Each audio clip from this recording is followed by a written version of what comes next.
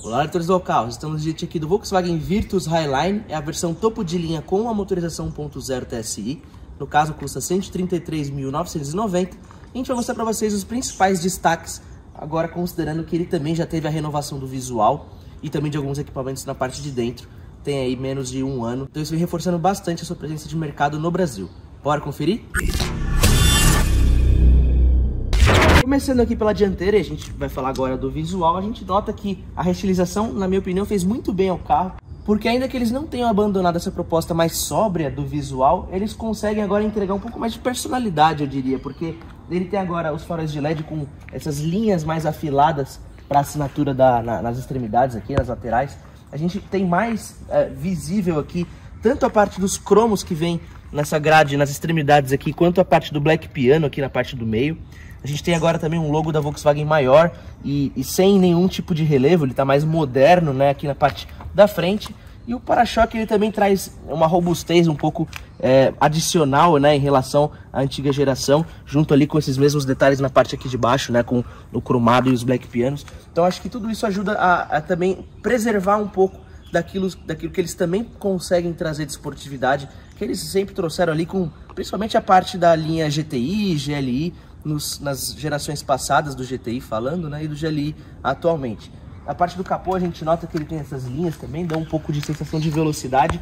Na parte da lateral a gente vê um friso que se delonga por toda a parte traseira, isso ajuda inclusive a aumentar a sensação de extensão de carroceria, né?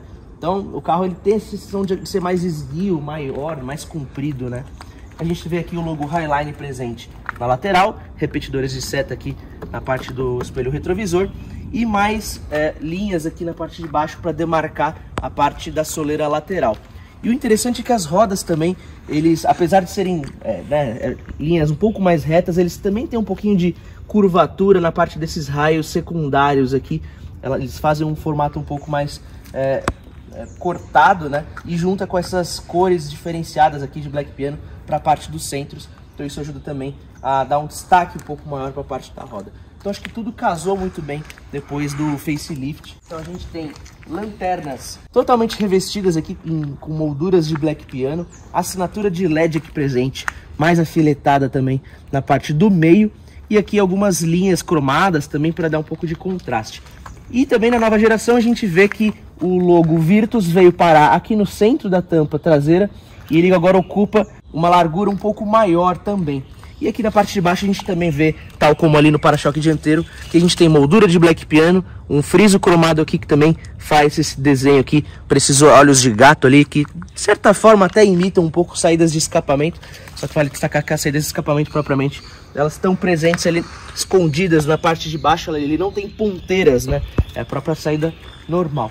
Então acho que é basicamente isso que é legal de destacar para vocês, né, pessoal? Como um bom sedã, o destaque vem aqui no porta-malas, a gente vê que ele é bem fundo, né, bem comprido. A gente tem um pouquinho de invasão das caixas de roda aqui nas laterais, mas não é muita coisa. O único defeito, né, que isso é muito crônico de sedãs, tem tido algumas soluções aí de engenharia para resolver isso, mas a gente não nota isso presente. É o que a gente chama de pescoço de ganso, que são essas alças aqui, que quando você vai fechar a mala, elas acabam invadindo o espaço útil. Então se de repente tem uma mala aqui numa altura um pouco maior, ele vai pegar, entendeu? Ou mesmo que não seja uma mala tão alta assim, ela esteja aqui, mas aí você não vai conseguir fechar a tampa do porta-malas. Então acho que esse é o único problema. Ainda assim a gente nota um ponto de iluminação aqui na parte de dentro. Então quando você vai, por exemplo, abastecer o porta-malas numa garagem, isso ajuda. Ainda assim ele não ilumina tão a fundo, já que o porta-malas é muito fundo. Então acho que esses são pontos que valem destacar. Agora bora lá pro interior?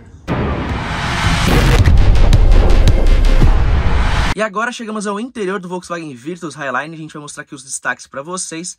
A gente nota, né, a princípio, como ele explora algumas diferenças de cores aqui dentro. Então a gente vê ali, por exemplo, essa parte mais marrom na parte do painel e nas laterais dos bancos. Bancos, por sua vez, que tem linhas aqui na parte das costas e do assento. Temos volante multifuncional com essa base levemente achatada e essa diferença de cores também aqui presente, né? A gente tem molduras que imitam aqui uma cor metálica e na parte de dentro um Black Piano. O volante multifuncional também permite a regulagem de itens como, por exemplo, o ACC e aqui a diferença de telas que você pode querer configurar aqui para a parte de dentro, né?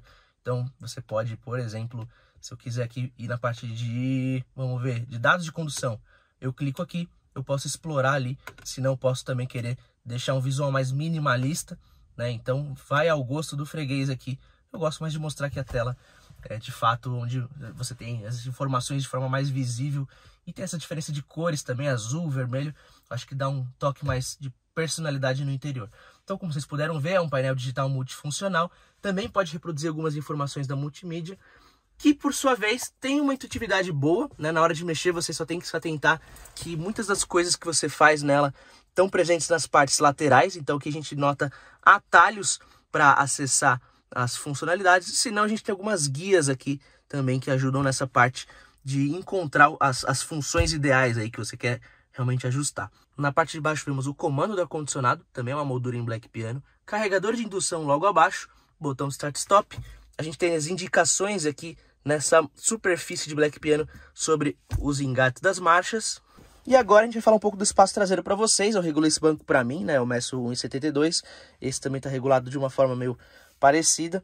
E a gente vê que o espaço aqui para os joelhos é interessante. Ele tem um túnel central presente para quem vem aqui no meio. Ainda assim a acomodação não é difícil. Pode colocar os pés tanto daquela forma quanto dessa. Sobra um espaço interessante aqui para as laterais, ainda assim já vi em sedãs sobrar um pouco mais. Ainda assim dá para acomodar 3 adultos com tranquilidade. E a gente tem também saída de ar traseiro, o que é sempre muito bom. E o acabamento não continua ali na frente em relação aqui à traseira. Então, por exemplo, a gente tinha visto ali que aqui é revestido de couro e aqui, por sua vez, é plástico. É um plástico de boa qualidade, tem texturização, mas esse é um ponto que vale ressaltar, né? Ele não repete o padrão aqui para a parte traseira. O forro de teto aqui é escurecido, então também ajuda também nessa questão tanto da elegância quanto da esportividade. E o visual é sóbrio, que nem o exterior, que nem a gente já tinha falado para vocês. Então, esses são pontos aí de destaque quando a gente fala do Volkswagen Virtus.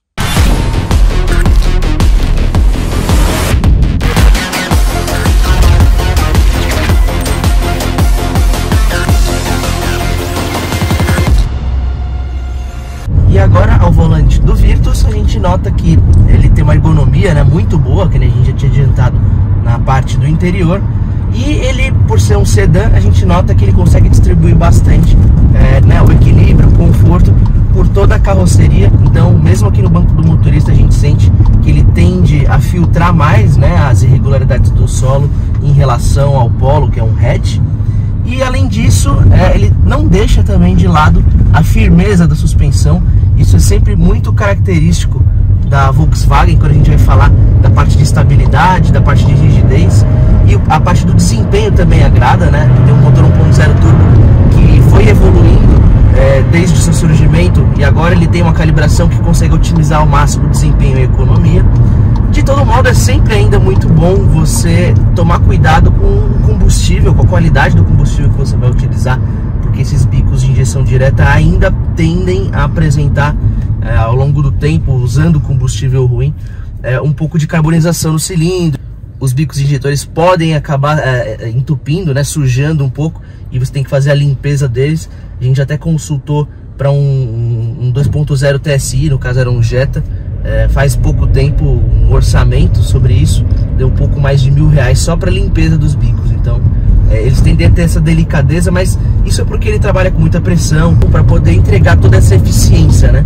O único ponto que eu senti é que mesmo quando você está com câmbio no modo esporte, tem vezes que quando você dá o pé no fundo do acelerador, ele demora um pouquinho para responder, mas é a resposta do câmbio. De todo modo, as trocas de marcha, a escolha das marchas é sempre muito boa, muito assertiva. E como o motor tem uma boa elasticidade, você acaba não encontrando muitos buracos, que a gente chama, né, de rendimento, de desempenho ao longo das rotações do motor, né? De resto, eu acho que é um dos carros, pegando assim, do segmento dos sedãs ali, que entregam mais essa qualidade da direção, da dirigibilidade. É um carro realmente gostoso de dirigir. É isso aí, pessoal, esse foi o Volkswagen Virtus Highline. Vocês vão poder conferir mais detalhes dele, inclusive de especificações técnicas, se precisa dirigir na editoria de carros do UOL, onde inclusive esse vídeo estará inserido. Então, como sempre, não deixe de acompanhar a gente. Fortíssimo abraço e até a próxima, galera. UOL.